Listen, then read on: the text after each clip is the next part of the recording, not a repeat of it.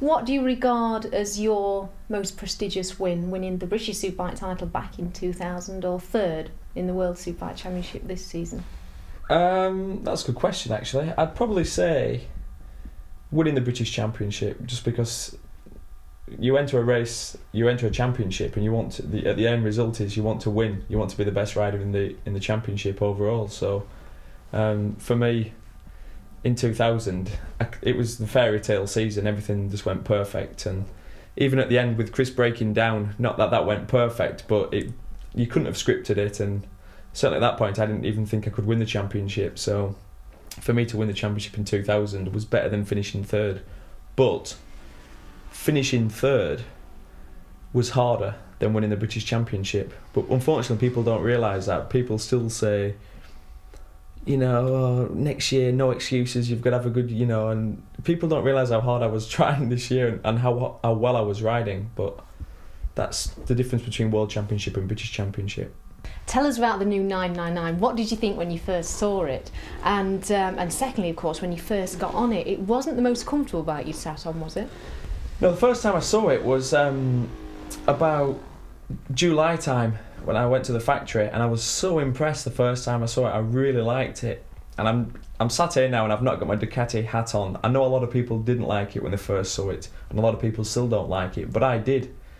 And as soon as I sat on it, this is back in July time, it felt really nice, and I just thought, God, it feels really roomy and just looked so cool. It looked totally different, and everybody was disappointed. All the genuine hardened Ducati fans said, that's not a Ducati, that looks more like a Japanese bike. But I didn't feel that way about it. First time I tested it was dead weird. It was really scary because I was really nervous.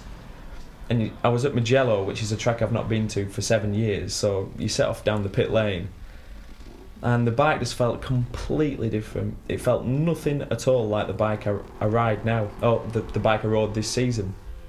And the bike had no engine braking at all.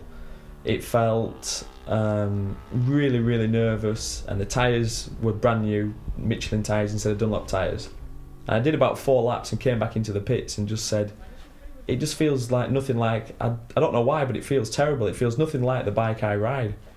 I said there's no engine braking, but then I found out there was a development clutch in it that gave the bike no engine braking. So as soon as I put the clutch that I use back into the bike from this year, then the bike felt perfect. They just transformed it and just then felt like a Ducati.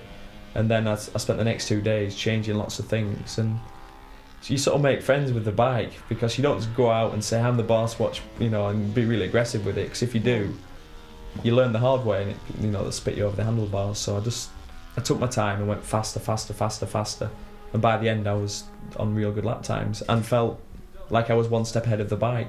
Neil, obviously your best friends, Dougie Lampkin, World Trials champion.